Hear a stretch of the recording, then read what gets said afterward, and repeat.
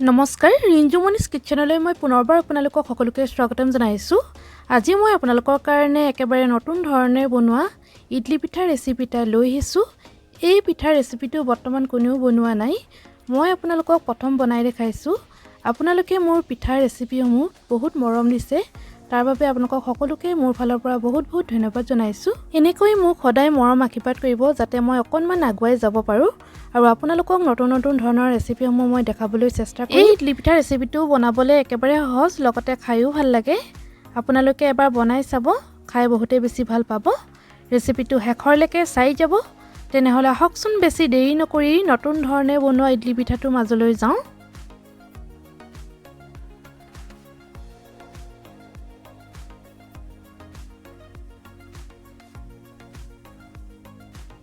প্ৰথমতে মই নাৰিকলৰ পুৰখিনি বনাই ল'ম। গেছত পেন এখন বহাই দিছোঁ। চাহ খোৱা কাপৰ জোখাৰে একাপ ইয়াতে ৰুকি লোৱা নাৰিকল ইয়াতে দি লৈছোঁ। সেই একেটা কাপৰ জোখাৰে আধা কাপ ইয়াতে গুড় ইয়াতে দি লৈছোঁ।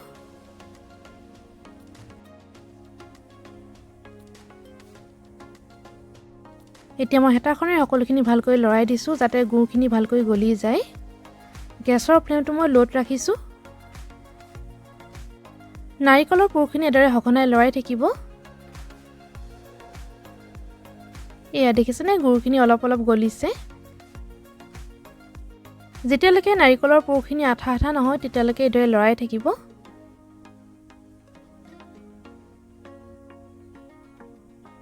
এতিয়া মই ইয়াতে ফ্লেভাৰৰ কাৰণে ইলাচি গুড়ি আধা চামুচ ইয়াতে দি লৈছোঁ, তেতিয়া গোন্ধটো খুব ধুনীয়া হয়।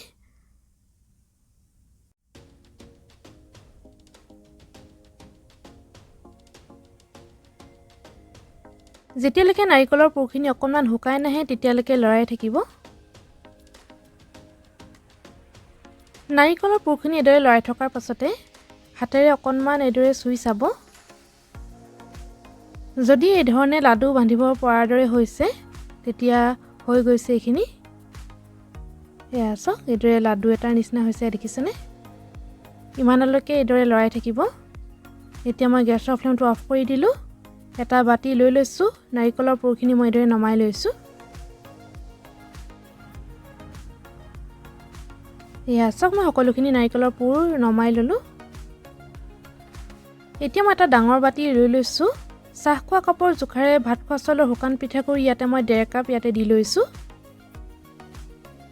এই পিঠাগুড়িখিনি ৰ'দত শুকুৱাই থোৱা পিঠাগুড়ি। আপোনালোকে ইচ্ছা কৰিলে এটা কেঁচা পিঠাগুড়ি ইয়াতে দিব পাৰে, কিন্তু বৰা চাউলৰ পিঠাগুড়ি নল'ব।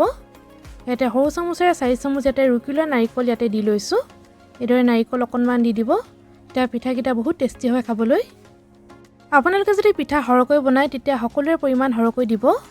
সৰু চামুচে 2 চামুচ ইয়াতে চেনি ইয়াতে দি লৈছোঁ। ইয়াতে এচিকুটমান ইয়াতে নিমখ দি দিছোঁ।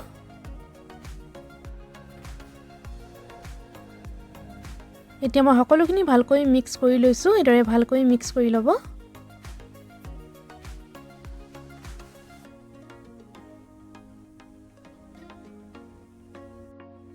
এতিয়া মই 1 কাপ গাখীৰ লৈ লৈছোঁ। ইয়াতে অলপ গাখীৰ ইয়াতে ঢালি লৈছোঁ।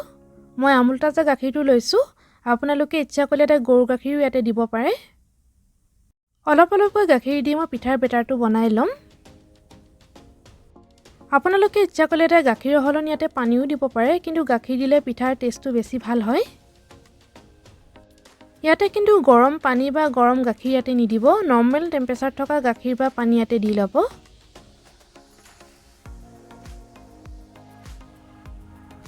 এয়া চাওক, মই সম্পূৰ্ণ 1 কাপ গাখীৰ ঢলাৰ পাছতো বেটাৰটো ডাঠ হৈ আছে। আৰু আধা কাপ গাখীৰ মই লৈ লৈছোঁ। এতিয়া মই সকলোখিনি ভালকৈ মিক্স কৰি লৈছোঁ। ইডলি বনোৱা বেটাৰটো বহুত বেছি পাতলো কৰিব নালাগে, বহুত বেছি ডাঠো কৰিব নালাগে। আৰু অলপ গাখীৰ মই ইয়াতে ঢালি দিছোঁ।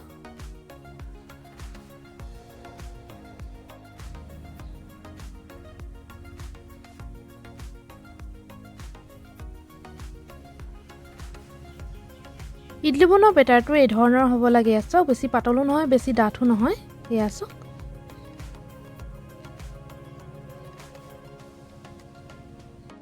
সৰু চামুচে আধা চামুচৰ জোখাৰে ইয়াতে মই ইলাচি গুড়ি ইয়াতে দি লৈছোঁ, তেতিয়া গোন্ধটো খুব ধুনীয়া হয়।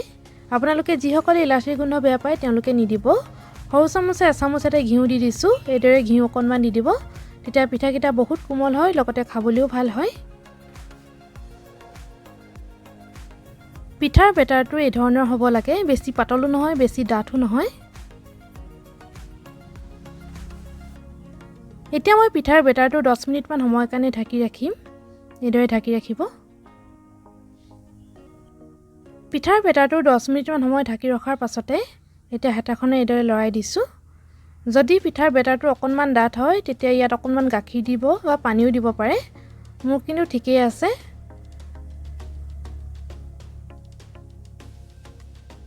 সৰু চামুচে এচামুচত জোখাৰে ইয়াতে বেকিং পাউডাৰ ইয়াতে দি লৈছোঁ আৰু ভালকৈ সকলোখিনি মিক্স কৰি লৈছোঁ।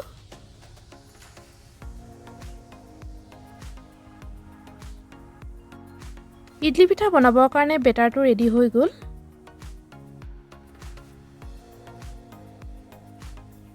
এতিয়া মই এই ধৰণৰ ইডলি ষ্টেণ্ড এটা লৈ লৈছোঁ।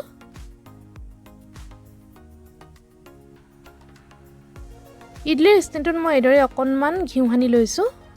এইদৰে ভালকৈ ঘিউ সানি দিব, তেতিয়াহে পিঠাটো ভালকৈ ওলাই আহিব, লাগি নধৰে।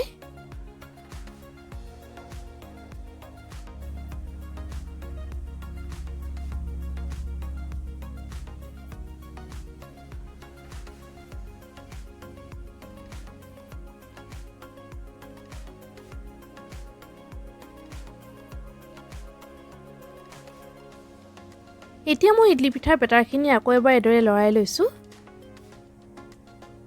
এইদৰে অলপ অলপকৈ বেটাৰ ইয়াতে দি লৈছোঁ।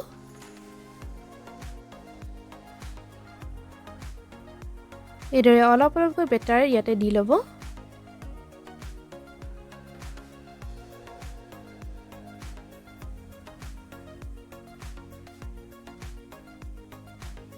এইদৰে মই গোটেইখিনিতে এইদৰে ইডলি পিঠাৰ বেটাৰখিনি ইয়াতে দি লৈছোঁ।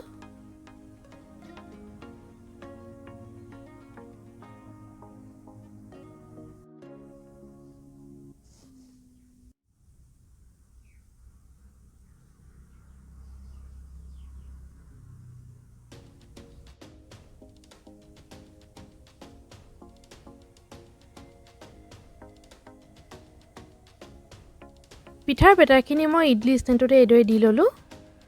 এতিয়া মই নাৰিকলৰ পুৰখিনি লৈ লৈছোঁ।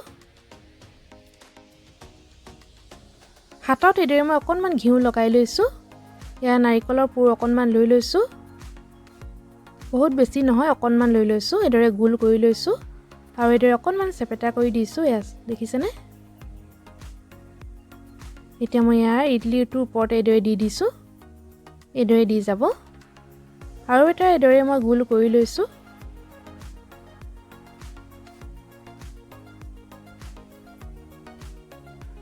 ইডলিটোৰ ওপৰতে এইদৰে দি লৈছোঁ। এইদৰে দি যাব। সেই একেদৰে মই গোটেইখিনি ইডলি পিঠাতে মই এইদৰে নাৰিকলৰ পুৰখিনি দি যাম।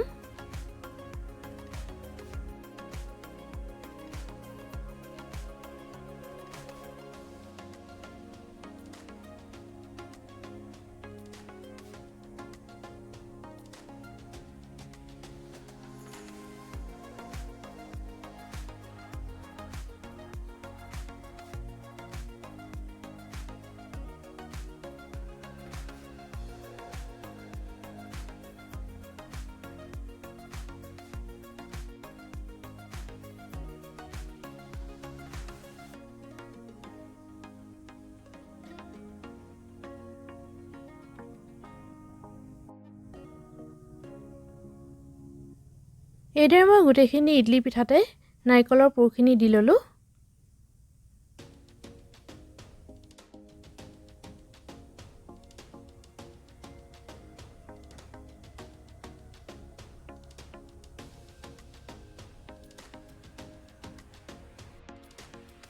এতিয়া মই ইডলি পিঠাখিনি ভাপত সিজাই ল'ম।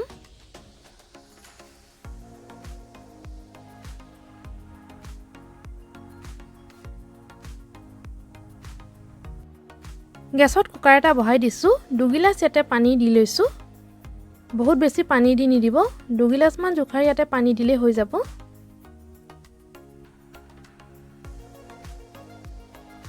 পানীখিনি গৰম হ'বলৈ দিম।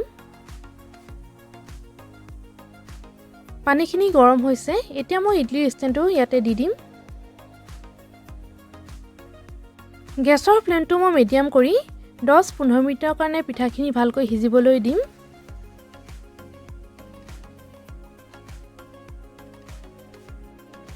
সম্পূৰ্ণ 15 মিনিট মানৰ পাছতে মই আপোনালোকক পিঠাকেইটা দেখাইছো এয়া পিঠাখিনি খুব ধুনীয়াকৈ সিজিলে এইদৰে ষ্টিক এডাল সোমোৱাই দিছো এছক কেঁচা বেটাৰ লাগি অহা নাই ভালকৈ সিজিলে পিঠাকেইটা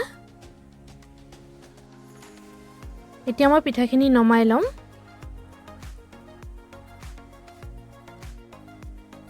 পিঠাখিনি অলপ ঠাণ্ডা হোৱাৰ পাছতে মই আপোনালোকক উলিয়াই দেখাইছো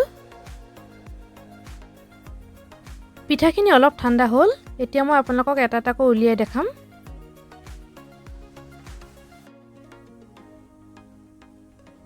এতিয়া মই চুৰি এখন লৈ লৈছো আপোনালোকক পিঠা এইদৰে উলিয়াই দেখাম এই দেখিছেনে পিঠাখিনি খুব ধুনীয়া হৈছে আৰু পিঠাখিনি খুব ধুনীয়াকৈ সিজিলে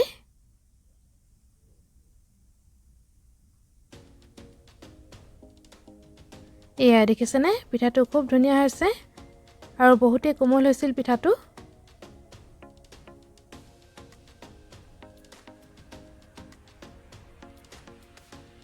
এতিয়া মই প্লেট এখন লৈ লৈছো এইদৰে পিঠাকেইটা থৈ গৈছো বাকি ইডলি পিঠাখিনি মই একেদৰে উলিয়াই লম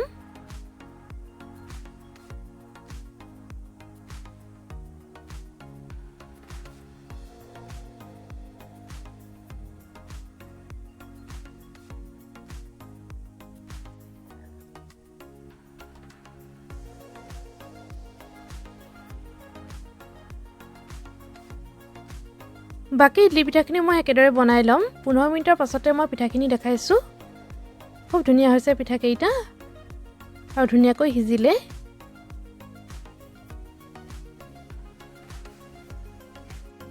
পিঠাখিনি নমাই লৈছো আৰু অকণমান ঠাণ্ডা হ'বলৈ ৰাখি থম পিঠাখিনি অলপ ঠাণ্ডা হোৱাৰ পাছতে মই আপোনাক উলিয়াই দেখাইছো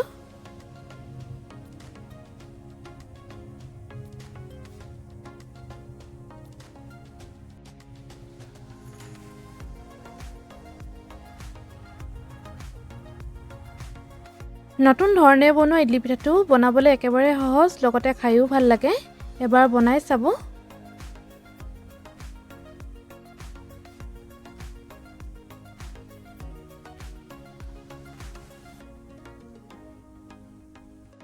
গোটেইকেইটা ইডলি পিঠা মই এইদৰে উলিয়াই লৈছো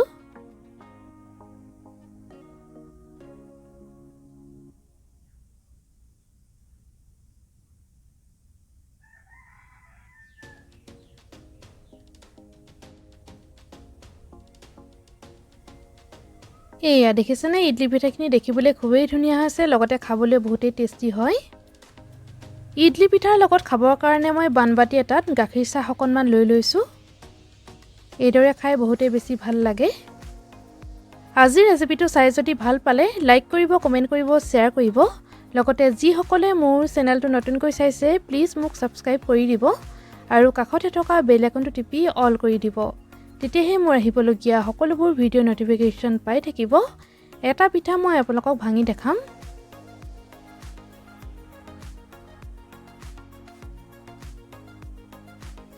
এটা পিঠা লৈ লৈছো দেখিবলৈ যিমান ধুনীয়া লগতে খাবলৈও বহুতেই টেষ্টি আৰু বনাবলৈ একেবাৰে সহজ এবাৰ বনাই চাব